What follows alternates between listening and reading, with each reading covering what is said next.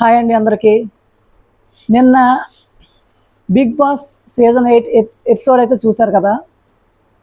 ఎంతమందికి నిన్నటి ఎపిసోడ్లో యష్మి గౌడ మీద కోపం వచ్చింది. బిగ్ బాస్ ఎందుకని యష్మిని అయితే కాపాడుతున్నాడు. నిఖిల్ అసలు స్ట్రాటజీ ఏంటి? అసలు నిఖిల్ అసలు గేమ్ ఆడటానికి వచ్చాడా, అందరిని ఓదార్చడానికి వచ్చాడో నాకైతే అర్థం కావట్లేదు. మీకేమనిపిస్తుంది? నిన్న ఎపిసోడ్ చూసిన వాళ్ళందరికీ కూడా యష్మి బిహేవియర్ అయితే చాలా వరస్ట్ అనిపిస్తుంది. తను పెద్ద క్లాన్ కాబట్టి బిగ్ బాస్ అయితే ఎక్కువ సరుకులు అయితే తెచ్చుకోమన్నాడు. ఓకే, బాగానే ఉంది. తర్వాత నైనిక గ్రూప్ కూడా బాగానే తెచ్చుకున్నారు. ఈ వీళ్ళిద్దరూ బాగానే ఉన్నారు. కానీ యష్మి గౌడ బిగ్ క్లాన్ అని బిగ్ బాస్ 100 సార్లు ఆమెకు గుర్తు చేస్తున్నాడు అనిపిస్తుంది నాకైతే. రోజు రోజుకి నిఖిల్ యొక్క క్లాన్ బాగా డౌన్ అయిపోయి వస్తుంది. ఎందుకంటే ఆల్రెడీ బేబాక్ వెళ్ళిపోయింది, ఎలిమినేషన్ అయింది. ఇప్పుడు మణికంఠ, నిఖిల్ వీళ్ళిద్దరూ కూడా గేమ్ పరంగా చాలా వీక్లో ఉన్నారని నాకైతే అనిపిస్తుంది. స్ట్రాంగ్ కంటెస్టెంట్ అయిన నిఖిల్ ఈ విధంగా ప్రవర్తించడం మీకు అయితే ఏమనిపిస్తుంది? ఇది నాకైతే నిఖిల్ ఇది స్ట్రాటజీలో భాగమేమో అని నాకైతే అనిపిస్తుంది.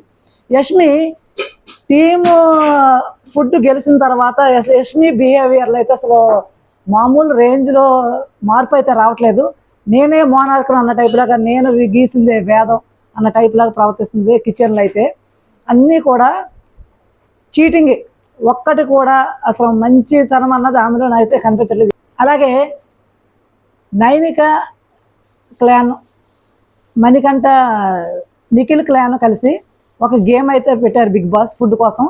ఆ ఫుడ్ ఎవరైతే గెలుస్తారో వాళ్ళకు మాత్రమే ఫుడ్ అసలు లభిస్తుంది, మిగిలిన వాళ్ళకి ఫుడ్ లేదని అయితే బిగ్ బాస్ అయితే క్లియర్గా చెప్పాడు.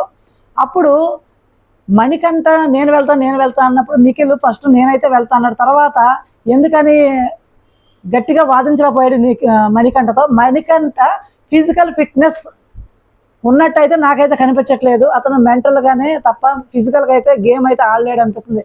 అటువంటి అప్పుడు నిఖిల్ ఎందుకని మణికంఠని మ్యానిపులేట్ చేయలేకపోయాడు, గట్టిగా ఇదే అని నాకు చెప్పలేకపోయాడు. గట్టిగా ఎందుకు చెప్పలేకపోయాడు? గేమ్ అయిన తర్వాత మణికంఠ యాజ్ యూజువల్గా ఓడిపోయాడు సీతతో.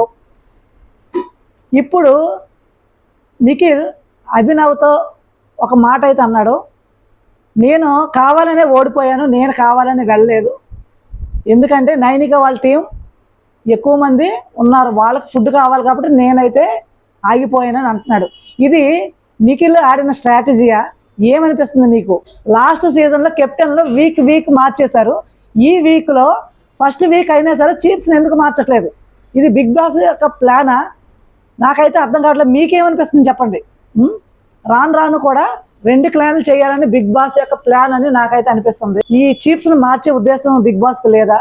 మీకేమనిపిస్తుంది? కామెంట్ చేయండి.